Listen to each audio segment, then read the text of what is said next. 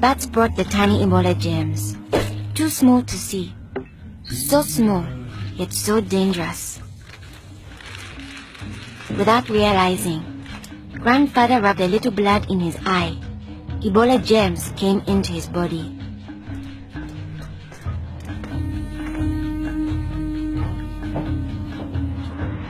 Days went by. Then Grandfather got a terrible fever and weakness. We thought it was malaria, but he was soon much worse. He had vomiting and diarrhea. His fever got even higher. I ran to get the nurse. But Grandfather had already died. I was heartbroken. The nurse thought it might be Ebola, a disease caught from bush meat, but which spreads from person to person. Others in our region had already died of this new disease. Unless we understood the disease and followed the rules, it could spread further and kill many more people. She explained that Ebola was in the body fluids of someone who was sick or had died of Ebola. Their sweat, tears, mucus, saliva, vomit, diarrhea, urine, breast milk, sexual fluids, and blood. When we touch a sick person's body fluids, the Ebola germs can get into small breaks in our skin or into our eyes, nose, or mouth. The Ebola germs spread into our body and make us sick. When somebody dies of Ebola, that body is much more contagious. No one should ever touch the dead body. The nurse advised us to wash our hands with soap and water right away.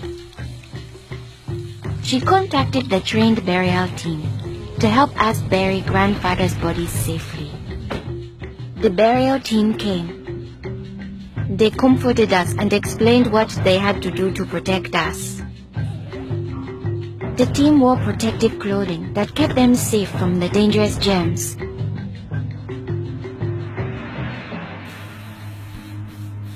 They sprayed Grandfather's room and his body with chlorine to destroy the Ebola germs. They put his body safely away in a bag. To prevent the spread of Ebola, no one could touch the body of anyone who had died with signs of the disease. They also burned his mattress, bedding, and clothes, anything that might have his germs. All these actions made us safer. It was too great a risk to follow all our traditions, but we still honored Grandfather in the time of Ebola. Our chief gathered all the villagers together after Grandfather's death. He explained that it's natural for us to fear Ebola, but if we trust in our health workers and follow their rules, we could stop the disease. The nurse explained to us, when a person has symptoms such as fever, don't touch them. Get them to the treatment center right away. They will have the best chance of surviving and they won't spread Ebola.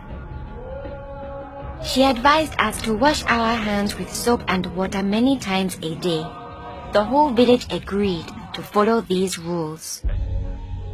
Since we all had close contact with Grandfather, we were at risk of getting Ebola. We had to stay home. A health worker visited us every day to see whether we had fever or signs of sickness. We would show signs within 21 days if we had Ebola.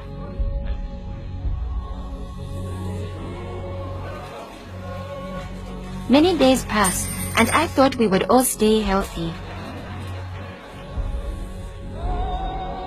But one morning, I found my mother burning with fever. I knew I couldn't touch her. She was now contagious. My father came in. He told me he was taking my mother away to our uncle's house in the nearby village. He was afraid to take her to the treatment center, afraid he'd never see her again. I knew I had to stop them. I was young, but I stood up to both of them. I told them, this could be Ebola. She must go to the treatment center right away. We needed to trust in our health workers to save her, save ourselves, and save our village. I saw in their faces that they understood. Running away would only lead to more death and suffering. My mother tested positive for Ebola. They found her a bed. At first, the health workers looked scary, but I knew they wore the suits to protect themselves. And inside, there were normal people like the nurse. They took good care of my mother. They gave her fluids, medicine, and food, and helped her body stay strong to fight Ebola. I missed my mother very much, but I could still talk to her on the phone.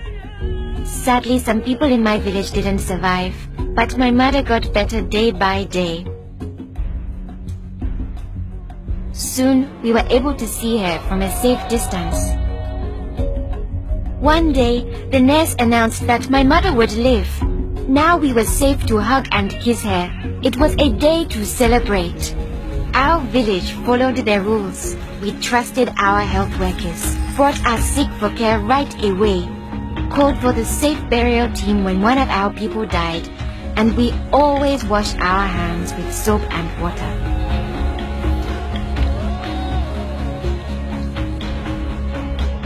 Our village survived Ebola.